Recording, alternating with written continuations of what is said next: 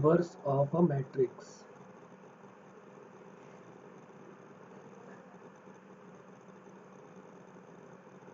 Inverse of a matrix.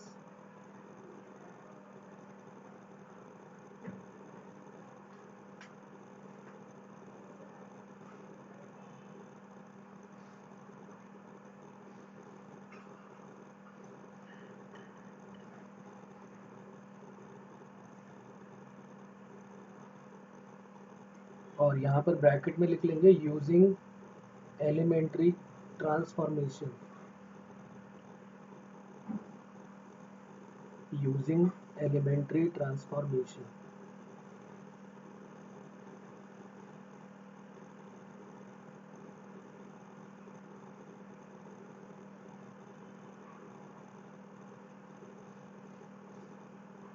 मतलब row elementary column operation का use करके. एक्चुअली में पूरे मैट्रिक्स में दो तरीके के मेथड है इन्वर्स निकालने के. एक डायरेक्ट मेथड है, उसमें हम एडजॉइंट निकालते हैं और उसके बाद इन्वर्स निकालते हैं, वो भी हम आगे डिटर्मिनेंट्स में देखेंगे. ठीक है.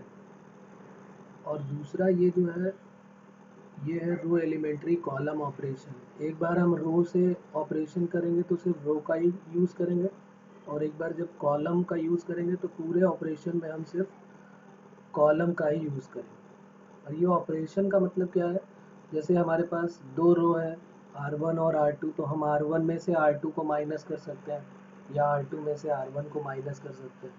जैसे रियल नंबर में होता है ना कि x में अगर x इन्वर्स का मल्टीप्लाई करो तो 1 आ जाता है, उसी तरह मैट्रिक्स में भी होता है कि अगर A में A इन्वर्स का मल्टीप्लाई करो तो वो I आ जाता है. A में A इन्वर्स का मल्टीप्लाई अगर आप करोगे तो वो क्या आ जाता है, I. या फिर x में x इन्वर्स करो या x इन्वर्स में x का करो, x कोई एक स्केलर क्वांटिटी है, तो उसी तरीके से मैट्रिक्स में भी यही रूल फॉलो होता है. बस 1 की जगह यहाँ पर क्या आ जाता है, I. तो A इन्वर्स इंटू A बोलो या A इंटू A इन्वर्स बोलो, I आ जाता है. तो ये क्वेश्चन जो है वो लॉन्ग क्वेश्चन बनता है. इसमें क्या है कि अगर हमें A दिया है और हमें A इन्वर्स निकालना है, इन्वर्स ऑफ मैट्रिक्स का मतलब हमें A इन्वर्स की वैल्यू फाइंड आउट करनी है, A इन्वर्स से डिनोट करते हैं. तो ये लॉन्ग क्वेश्चन बनता है. तो इसमें आंसर चेक करने का भी मेथड होता है कि जैसे जो भी A इन्वर्स आया है और जो A हमारा क्वेश्चन में दिया है, दोनों को मल्टीप्लाई करके हम चेक कर लेंगे कि कहीं वो I के इक्वल आ रहा है कि नहीं आ रहा है. वैसे यहाँ पर यही प्रोसेस ही लेके चलना है. तो देखो जैसे मैं एक क्वेश्चन ले लेता हूँ, पहले क्वेश्चन लिख लेते हैं किस तरीके से क्वेश्चन पूछा जाता है. सबके लिए एक ही क्वेश्चन है, लिख लेता है. Using elementary transformation, using elementary transformation,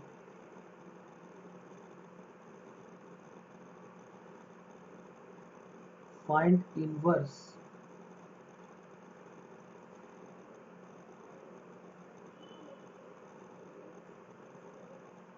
if exist of the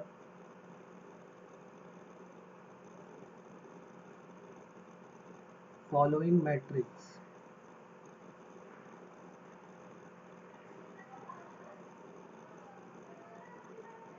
तो हमारी कोशिश क्या होगी यहाँ पर, हमें एक मैट्रिक्स जैसे क्वेश्चन नंबर फर्स्ट यहाँ पर दिया है कि A इक्वल टू गिवन है, A मैट्रिक्स गिवन है 3, 10 और 2 और 7. पहले 2×2 के मैट्रिक्स की बात करते हैं, फिर 3×3 का भी एक क्वेश्चन लेंगे, और इसको हम दोनों मेथड से करेंगे. पहले हम रो मेथड से करके देखेंगे, फिर कॉलम से भी करके देखेंगे. तो देखो रो मेथड में क्या करना होगा हमको. अच्छा, आई के बारे में जैसे हम बात कर लें कि ए इंटू आई या आई इंटू ए हो, तो इसकी वैल्यू किसकी इक्वल होगी, ए की इक्वल होगी. ये सबको पता है कि भाई मैट्रिक्स ए है, उसमें कोई आई आइडेंटिटी मैट्रिक्स का मल्टीप्लाई कर दो तो उस मैट्रिक्स पे कोई इफेक्ट नहीं पड़ेगा, वो वही मैट्रिक्स आ जाएगा. जैसे 1 होता है, 1 में किसी नंबर का मल्टीप्लाई करे तो वही नंबर आ जाता है, वैसे ही आई सेम मैट्रिक्स में होता है. ठीक है. तो यहाँ तक बात क्लियर है. तो हम क्या करेंगे, देखो प्रोसेस समझना है यहाँ पर एक क्वेश्चन में पूरा, फिर तुम्हें क्लियरिटी आ जाएगी कैसे करना है सॉल्व. हम क्या करेंगे, पहले हम a equal to A into I लेके चलेंगे. अब a को a इंटू आई तो बोल ही सकते हैं, क्योंकि आई में ए का मल्टीप्लाई करो या ए इंटू आई का मल्टीप्लाई करो, कोई फ़र्क नहीं पड़ेगा। तो चलो ए इंटू आई बोल दो या आई इंटू ए बोल दो, कोई फ़र्क नहीं पड़ता। तो हमने ए इक्वल टू आई ए ये ले लिया। अब ए की वैल्यू यहाँ पुट कर देते हैं। तो ए की वैल्यू क्या है यहाँ पर 3, 10, 2 और 7। आई की वैल्यू क्या है 1, 0, 0 और 1। और इनटू में क्या है ए को ए एज इट इज़ लिख देते हैं। ठीक है, यहाँ तक बात क्लियर है। हमने ए इक्वल टू आई इंटू ए किया और ए की वैल्यू पुट कर दी, आई की वैल्यू पुट कर दी। इस ए को हमने ए के टर्म में ही रखा है।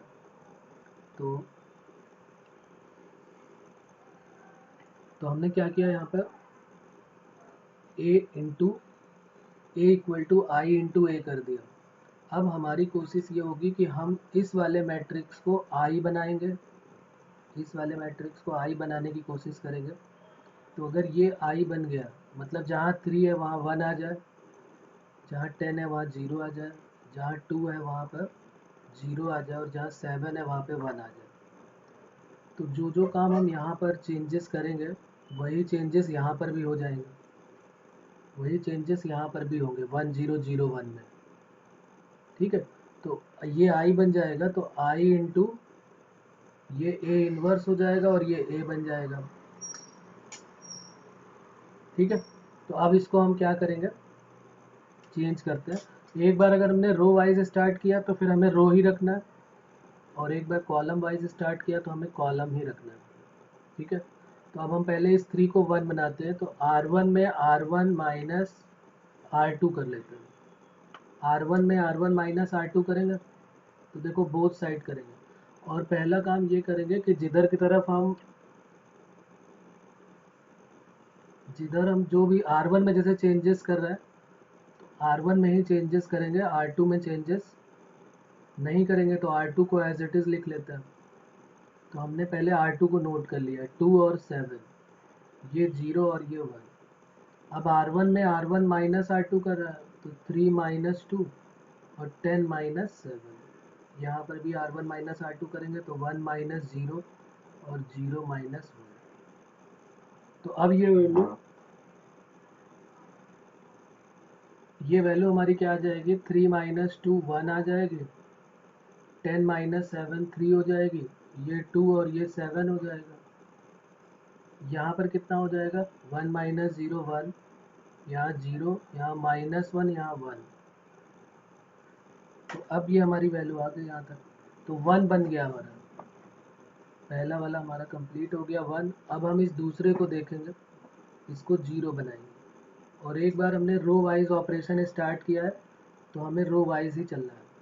तो अब हम इस 2 को 0 बनाना है। तो R2 में चेंजेस करेंगे। R2 में अगर मैं 2R1 कर दूँ, इस R1 या इसका नाम R1 है और ये R2 है, R2 में चेंजेस करना है तो 2 माइनस 2 होगा तभी 0 आएगा। तो R2 में मैंने R1 में 2 का मल्टीप्लाई करके R2 से माइनस कर दिया, तो R2 माइनस 2R1। तो अब हम R2 में चेंजेस कर रहे हैं तो R2 में ऑपरेशन करेंगे, R1 को एज इट इज़ लिख देंगे। तो हमने R1 को एज इट इज़ लिख दिया। पहले R1 लिख देते हैं क्योंकि हम जिसमें चेंजेस करेंगे उसको बाद में करेंगे, पहले जिसमें नहीं कर रहे हैं उसको लिख लेते हैं। तो जैसे R1 में कोई चेंजेस नहीं तो 1 और 3 लिख लिया, 1 और माइनस 1 लिख दिया।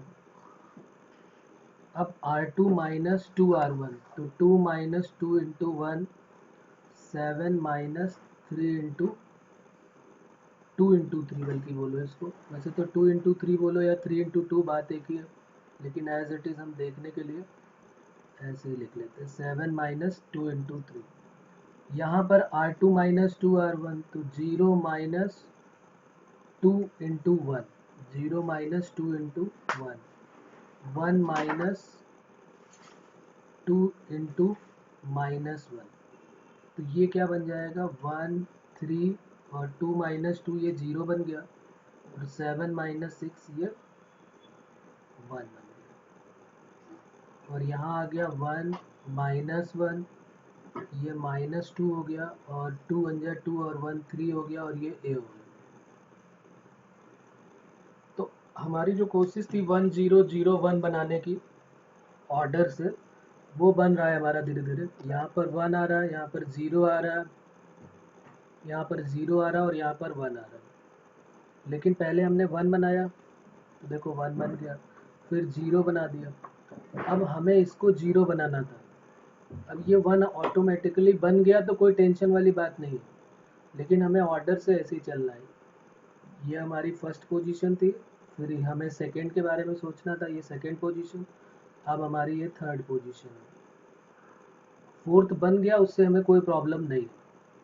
तो 1001 बन गया हमारा, 10 और 1 बन गया, सिर्फ इसको 0 और बनाना है। ये हमारी कौन सी पोजीशन थी, पहले हमें इसके बारे में सोचना था, ये फर्स्ट पोजीशन थी। फिर हमें सेकंड पोजीशन के बारे में सोचना था, अब हमें थर्ड पोजीशन के बारे में सोचना है। फोर्थ ऑटोमेटिकली बन चुकी है, तो थर्ड को 0 बनाना है, क्योंकि आइडेंटिटी मैट्रिक्स यही तो होता है 1 0 0 1। तो अब हमने इसको 0 बनाना है, तो हमने R1 में चेंज करना है। R1 में हमने क्या कर दिया, 3R2 कर दिया, क्योंकि 3 माइनस 3 ही 0 दे पाएगा। और जो काम इधर करेंगे वही काम इधर भी करेंगे, और साथ में तो R1 माइनस 3R2। R1 में चेंज कर रहे हैं तो पहले R2 को एज इट इज नोट कर देता है, -2 और ये 3। अब R1 में चेंजेस कर रहे हैं, देखना R1 माइनस 3R2 की वैल्यू 0 है, R1 3 है, -3R2 1। यही काम RHS में भी करेंगे, 1 माइनस 3 इंटू -2 और -1 minus 3 into 3। R1 minus 3R2 का फॉर्म बन रहा है। तो ये 1 माइनस 0, तो ये 1 बन गया, ये 0, देखो ये 0 बन गया, ये 1 बन गया। यहाँ पर क्या हुआ, 3 2 जा 6 और 1 7 हो गया, और ये 3 3 जा 9 और 1 10 हो गया, -10। ये -2 और ये 3 और यहाँ पर a। तो अब हमने जो कोशिश की थी वो हमारी कंप्लीट हो गई है। यहाँ पर i बन गया है, ये a ऑटोमेटिकली था ही, तो इसको फिर क्या होना पड़ेगा, a इनवर्स, क्योंकि a इंटू ए इनवर्स आई होता है, या a इनवर्स इंटू ए। तो हमारा जो आंसर है a इनवर्स का वो आ गया, क्या बन गया, 7 -10 -2 और 3। अब वेरीफाई करने के लिए कि हमारा आंसर करेक्ट है कि नहीं करेक्ट है, उसके लिए हम इसको चेक भी कर लेते हैं। a इंटू ए इनवर्स या a इनवर्स इंटू ए, कुछ भी करें आई की इक्वल आना चाहिए। तो इस तरीके से हम अपना आंसर, ए इनवर्स निकालने के दो मेथड है, एक एडजॉइंट का भी मेथड है, उसमें भी यही करते हैं, क्योंकि लॉन्ग क्वेश्चन होता है और ये जेई में नहीं आता है, ये सिर्फ बोर्ड लेवल के लिए है, बोर्ड लेवल में ही पूछा जाता है। जेई में तो वो दूसरा वाला मेथड ही है, A inverse equal to adjoint A upon determinant of A. ठीक है, ये सिर्फ बोर्ड लेवल में लॉन्ग क्वेश्चन दिलाता है, लॉन्ग क्वेश्चन मिलेगा और उसमें 4 या 6 मार्क्स का मिलेगा। छोटा होगा 2/2 का तो 4 मार्क्स का, और नहीं तो 6 मार्क्स का। ठीक है, तो हम क्या करेंगे, ए इंटू ए इनवर्स चेक भी कर लेंगे। वैसे तो ये ऊपर दिख ही रहा है कि बना ही है ए इनवर्स इंटू ए आई, लेकिन जो सेकेंड वाला मेथड है उसमें ज़रूर चेक कर लेंगे, इसमें भी एक बार और अच्छे से चेक हो जाएगा। ए की वैल्यू क्या थी हमारे पास, 3 10 2 7, और ए इनवर्स क्या है, 7 -10 -2 और 3। इनको मल्टीप्लाई करके देख लेते हैं रो बाई कॉलम। तो 7 3 जा 21 -20, ये 7 2 जा 14 -14। अब सेकेंड वाले कॉलम में करते हैं, -30 +30, और दूसरे में करोगे तो -20 +21। तो ये देखो बन गया 1001, तो आई आ गया। तो बस हमें यहाँ से चेक हो गए, हम श्योर हो गए कि हाँ हमारा आंसर यहाँ तक सही है। तो आप भी कोशिश यही करें कि जब भी सॉल्व करें आंसर ज़रूर चेक कर लें।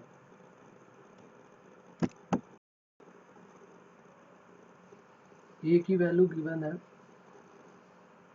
2 1 4 और 2, फाइंड ए इनवर्स।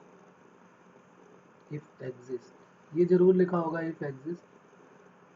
तो इफ एग्जिस्ट का मतलब ये है कि हम जैसे कोशिश करते हैं कि आई बनाने की, जैसे हमने यहाँ पर लिखा कि ये हो गया a equal to I into A की वैल्यू पुट कर देते हैं 2 1 4 और 2, आई की वैल्यू पुट कर देते हैं 1 0 0 1 और इंटू ए। और हमारी पूरी कोशिश यहाँ पर होती है, यहाँ पर क्या कोशिश होती है कि ये 1 0 0 1 का फॉर्म बन जाए, यहाँ 1 आ जाए, यहाँ 0, फिर यहाँ 0 और फिर यहाँ 1। तो अब हम क्या करेंगे, यहाँ पर कोशिश करते हैं पहले इसको R1 में 1 लाने की। ये फर्स्ट वाला जो है, ये फर्स्ट पोजीशन जो है, यहाँ पर हम 1 लाने की कोशिश करते हैं। तो 2 1 4 2 है यहाँ पर। तो अगर मैं R2 में 2 R1 कर दूँ, पहले इसको R2 को थोड़ा छोटा करता हूँ, तो R2 में मैंने R2 माइनस 2 R1 जैसे ही किया तो देखो क्या बन जाएगा। R1 में कोई चेंज नहीं किया तो इसको एज इट इज़ लिख दिया 1 0, और R2 में कर रहा है 2 R1, तो 4 माइनस 2 इंटू 2, 4 माइनस 2 इंटू 2 ये बन गया R2 minus 2 R1, 2 minus 2 into 1, और यहाँ पर भी 0 माइनस 2 इंटू 1 और 1 माइनस 2 इंटू 0। तो देखो ये यहाँ क्या बन जाएगा 2 1 4 माइनस 4 0, 2 माइनस 2 0। तो यहाँ 1 0 और यहाँ पर माइनस 2 और यहाँ पर 1। इसके बाद हम चाहे जितनी कोशिश कर लें, जब 2 0 हमको मिल गए हैं तो फिर यहाँ पर 0 1 बनाना मुश्किल हो जाएगा, क्योंकि 1 0 0 1 बनाते हैं। तो जब भी कभी ऐसी प्रॉब्लम में फंस जाए कि कोई भी एक रो पूरी ज़ीरो हो जाए या कोई पूरा एक कॉलम ज़ीरो हो जाए, तो हम समझ जाएंगे कि भाई इसका जो इन्वर्स है वो एग्जिस्ट ही नहीं करता। ठीक है, तो यहाँ पर लिख लेंगे। तो इस तरह के क्वेश्चन भी हमको मिलेंगे कि जिसमें हम कोशिश करेंगे लेकिन इन्वर्स उसका फाइंड आउट कर ही नहीं सकते। तो क्या लिखेंगे यहाँ पर, since there are all zero,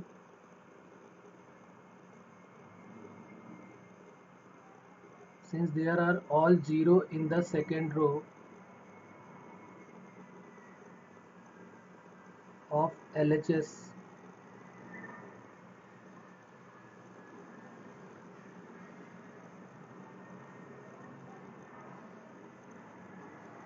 matrix of above equation, then A inverse does not exist.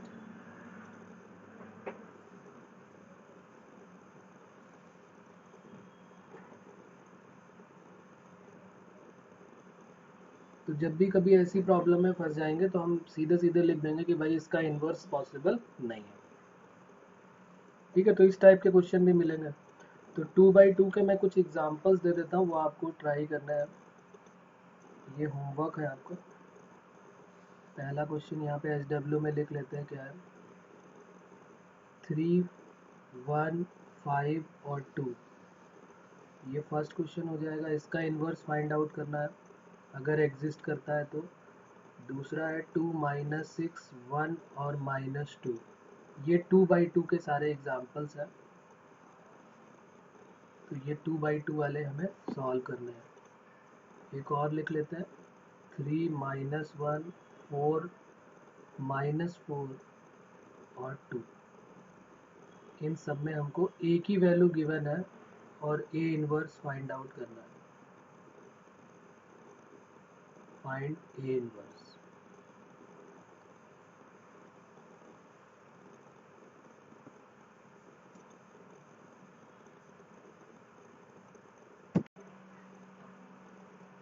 तो जैसे हमने 2x2 का इनवर्स निकाला मैट्रिक्स का, वैसे ही अब एक क्वेश्चन करते हैं 3x3 का। वही सेम क्वेश्चन है यूजिंग एलिमेंट्री ट्रांसफॉर्मेशन।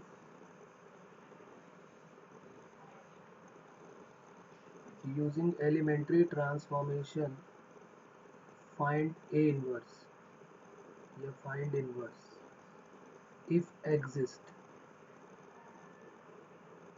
और अब ये क्वेश्चन है 3x3 के लिए। तो 3/3 में ये हो गया 2 माइनस 3 3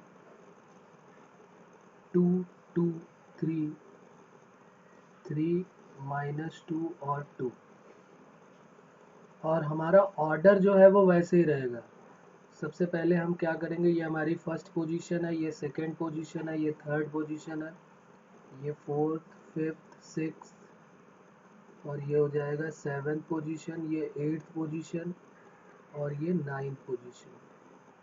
हमें ऑर्डर यही मेंटेन करके रखना है, मतलब पहले 1 बनाना है, फिर 0, फिर 0, फिर 0 1 0, फिर 0 0 1। कोई पहले बन जाता है तो कोई प्रॉब्लम नहीं है, लेकिन हमें इन्हीं पोजीशन को ध्यान में रखना है। ये फर्स्ट पोजीशन है, ये सेकंड पोजीशन हो गई, और इसी तरीके से ये सारी थर्ड फोर्थ फिफ्थ। हमें पहले 1 बनाना है, फिर 0 बनाना है, फिर 0, फिर 0 1 0, फिर 0 0 1। हाँ, कोई पहले बन जाता है तो कोई प्रॉब्लम नहीं है। तो चलिए स्टार्ट करते हैं। यहाँ पे हमने लिख लिया इसको a equal to I into A. ठीक है, इसमें थोड़ा सा प्रोसेस ज़्यादा बड़ा हो जाएगा, तो पहले a की वैल्यू रख देते हैं यहाँ पर। तो a हमारे पास क्या था, 2 माइनस 3 3 2 2 3 3 माइनस 2 और 2। यहाँ पे आइडेंटिटी मैट्रिक्स अब 3/3 का बन जाएगा, 1 0 0 0 1 0 0 0 1। तो अब हमें क्या करना है, इस वाले मैट्रिक्स को आई बनाना है। इसको क्या बनाना है हमको, आई, इसको आई बनाना है। तो अब हम पोजीशन पे चलते हैं, किस किस पोजीशन पे चेंज करेंगे हम। तो सबसे पहले हमने क्या किया, पहला वाला तो हमें नहीं दिख रहा है कि यहाँ पे 1, क्योंकि यहाँ दोनों सेम है 2 और 2। तो एक काम करते हैं, पहले हम इस सेकेंड पोजीशन पे चलते हैं।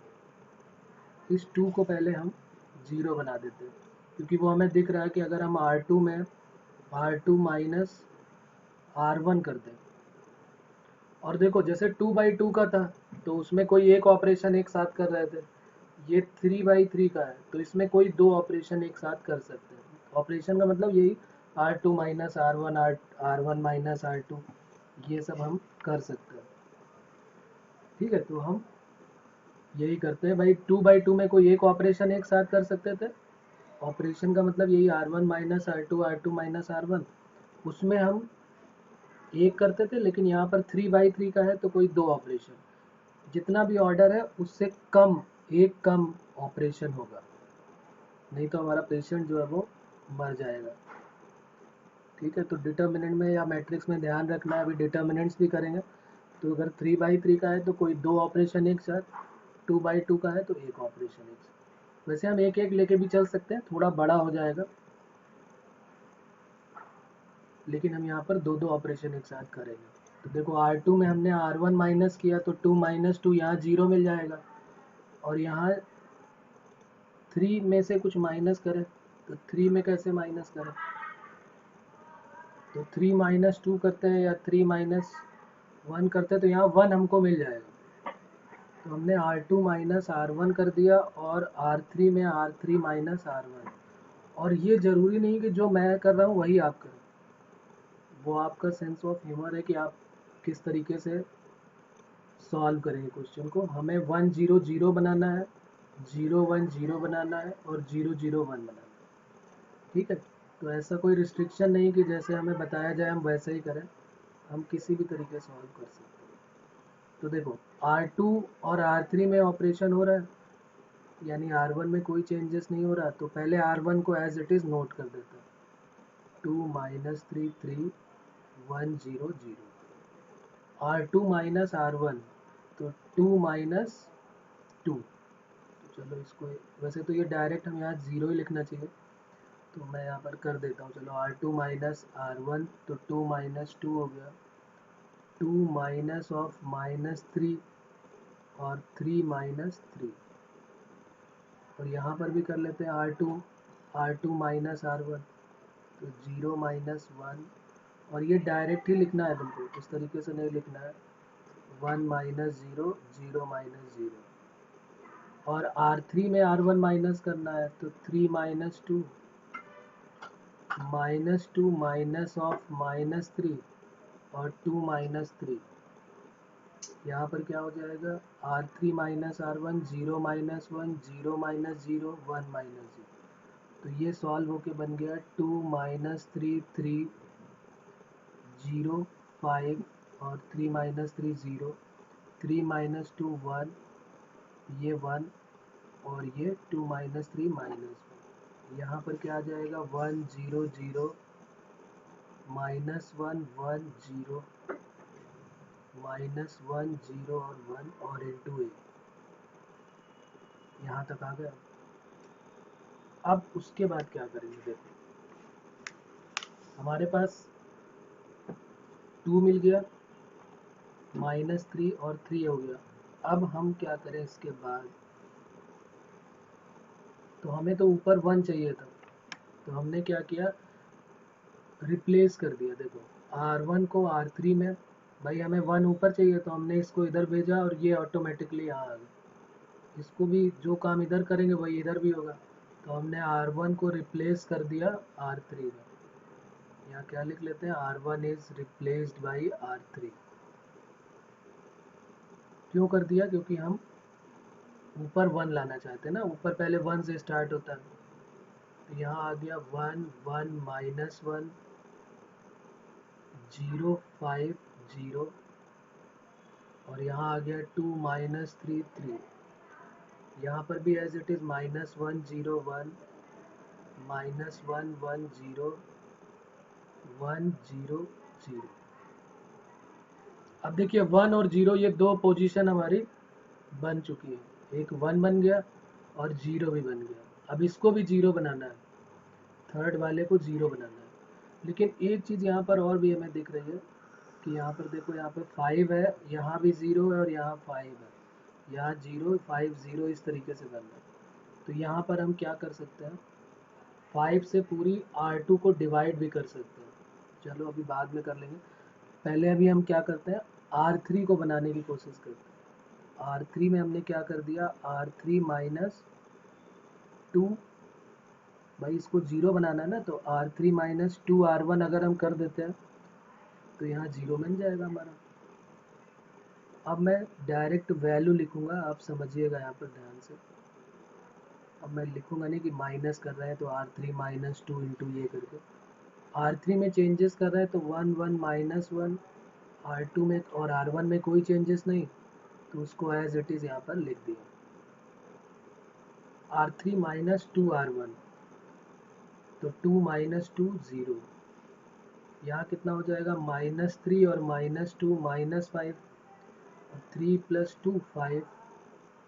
ऐसे ही यहाँ पर देख लेते हैं R3 -2 R1, तो 2 -1 या 1 आ जाएगा, ये तो 0 ही रहने वाला है।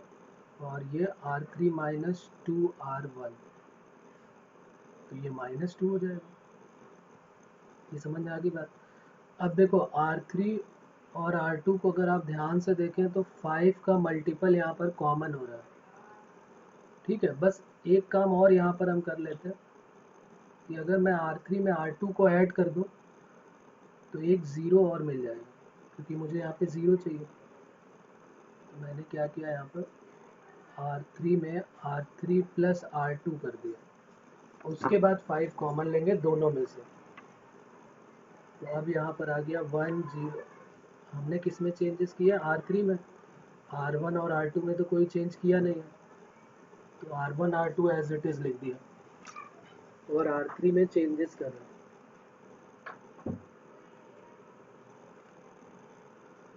तो R3 को R3 + R2 लिख रहा है, तो R1 R2 as it is हो जाएंगे 1 - 1 1 -1 0 5 0, -1 0 1 -1 1 0। R3 + R2 किया तो ये 0 बन गया, 5 - 5 0 और 0 + 5 5। और यहाँ पर क्या हो जाएगा R3 + R2 0, 1 - 1 0, 0 + 1 1। R3 + R2 कर रहे हैं ना, तो R3 + R2 R3 में हमने क्या किया, R2 को ऐड किया है ना, -101 -110, और R3, एक मिनट यहाँ पर और चेक कर लेते हैं, ये R3 -2R1 किया है यहाँ पर, ये R3 -2R1 है। तो देखो क्या हो जाएगा, ये R3 है और इसमें -2R1 करना है, तो 1 -2R1, यानी कि ये तो 3 आएगा, ये 3 हो गया। ओके, तो ये 3 आ गया हमारा। अब क्या करेंगे इसके बाद, R3 प्लस R2 कर रहे हैं तो 3 -1 ये 2 हो गया। यहाँ पर R3 प्लस R2 कर रहे हैं तो 0 + 1 1 हो गया, और -2 + 0 -2 हो गया, 2 1 -2। अब इसके बाद हम देख रहे हैं कि इस वाली पूरी रो में 5 का मल्टीपल है, तो इस पूरी जो R2 है उसमें 5 से डिवाइड करेंगे, और जो R3 है उसको भी 5 से डिवाइड करेंगे। तो कैसे लिखेंगे इसको, R2 में 1/5 R2 करेंगे, और R3 में 1/5 R3 करेंगे, यानी R1 में कोई चेंजेस नहीं किया हमने। तो चलो ठीक है, R1 में कोई चेंज नहीं करते हैं। 1 1 -1 -1 0 1, R2 में 5 से डिवाइड करोगे तो 0 1 0 बन जाएगा, यहाँ 0 0 1 बन जाएगा।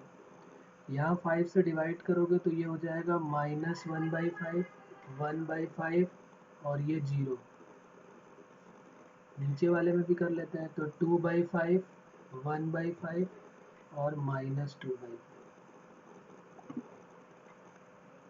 अब देखो यहाँ पर हमारे पास क्या हुआ, कौन कौन सा हमारा कंप्लीट हो चुका है, 1 आ गया, 0 आ गया, 0। अब इसको 0 होना है, ये पोजीशन में 0 नहीं आया क्योंकि 0 1 0 तो आ गया, और यहाँ 0 0 1 चाहिए। तो अगर मैं R1 में R3 को माइनस कर दूँ या प्लस करूँ, R1 प्लस R3 करूँ, तो एक 0 यहाँ तो मिल जाएगा हमको। देखो यहाँ पे हमने 5 से डिवाइड किया, दोनों तरफ 5 से डिवाइड कर दिया, कोई यहाँ पर प्रॉब्लम है? तो ये 1 -1 1 -1 0 1 0 0 0 1 बन गया, इधर -1 0 1 -1/5 1/5 0 2/5 1/5 और -2/5। अब हम करेंगे R1 में R3 को ऐड कर देते हैं, एक 0 हम और ला सकते हैं यहाँ पर, क्योंकि यहाँ -1 दिख रहा है, यहाँ 1 दिख रहा है। तो R1 में R1 प्लस R3 कर दिया। तो R1 में चेंज कर रहे हैं तो सिर्फ R1 में चेंज करेंगे, R2 R3 as it is, 0 1 0 0 0 1 -1/5 1/5 0 2/5 1/5 और -2/5। R1 में R3 ऐड किया तो यहाँ 1, यहाँ 1 + 0 1, और यहाँ 1 -1 0। यहाँ भी R1 में R3 ऐड कर लेते हैं, तो -1 + 2/5, तो ये 3/5, और वो भी माइनस का। R1 प्लस R3 कर रहे हैं ना, इसमें इसको ऐड कर रहे हैं, यहाँ पर ऐड किया तो -1 + 2/5, तो -3/5। 0 में 1/5 ऐड करेंगे तो 1/5, और यहाँ 1 -2/5, तो यहाँ पर 3/5, तो ये आ गया 3/5। हमारी बात समझ में यहाँ तक? तो R1 + R3 कर लिया। अब हमारे पास क्या क्या बन गया देख लेते हैं। 1 0 0 0 यहाँ नहीं बना, बाकी 1 0 बन गया, और यहाँ 0 0 1।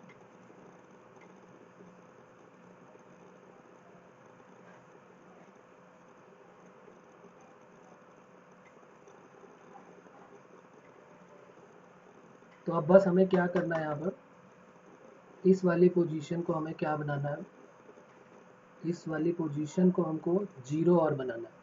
तो R1 में R1 माइनस R3 और कर लेते हैं, R1 में R1 माइनस R3, क्योंकि अब हमारा आंसर आ गया फाइनल। R2 और R3 में कोई चेंजेस नहीं, -1/5, 1/5, 0, 2/5, 1/5, -2/5, R1 माइनस R3। अच्छा, R1 माइनस R3 करें कि R1 माइनस R2 करें, क्योंकि हमें तो यहाँ पर 0 चाहिए ना। यहाँ पर 0 कैसे मिलेगा, जब इससे ये माइनस होगा, जब ये 1 और ये 1 माइनस होंगे तभी तो 0 मिलेगा यहाँ पर। तो R1 माइनस R2 करते हो, R1 में R1 माइनस R2, तो ये 1, ये 0 और ये 0 माइनस 0, क्योंकि अगर R3 करोगे तो 0 माइनस 1 तो -1 आ जाएगा, फिर चेंज होने लगेगा। तो R1 माइनस R2 कर दिया, तो -3/5 और माइनस ऑफ +1/5, तो -2/5। यहाँ पर 0 आ जाएगा और 3/5 आ जाएगा। तो ये हो गया I, ये हो गया A इनवर्स और ये हो गया A इनवर्स हमारा आंसर आ गया। -2/5, 0, 3/5, -1/5, 1/5, 0, 2/5, 1/5 और -2/5। ये आंसर होगा। इसको वेरीफाई कर सकते हैं, ये आप जरूर पेपर में जरूर करें। A इंटू A इनवर्स का मल्टीप्लाई करके जरूर देखें, I बन जाएगा। ओके,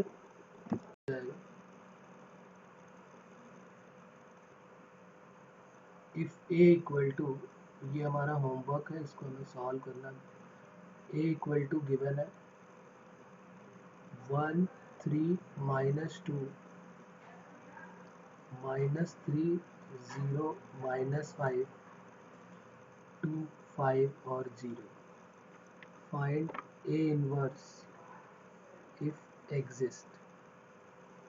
अगर एग्जिस्ट करता है तो फिर A इनवर्स की वैल्यू हमको बता दें।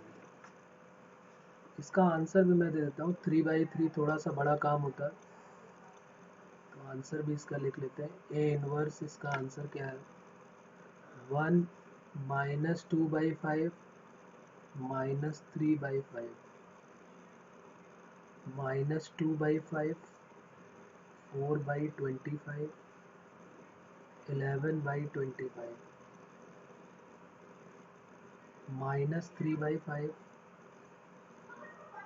1/25 और 9/25। ठीक है, और जितने भी क्वेश्चन NCERT में गिवन है, एक पूरी एक्सरसाइज है, 17-18 क्वेश्चन है, वो सारे के सारे आपके होमवर्क है, रो एलिमेंट्री कॉलम ऑपरेशन से करने वाले। ठीक है।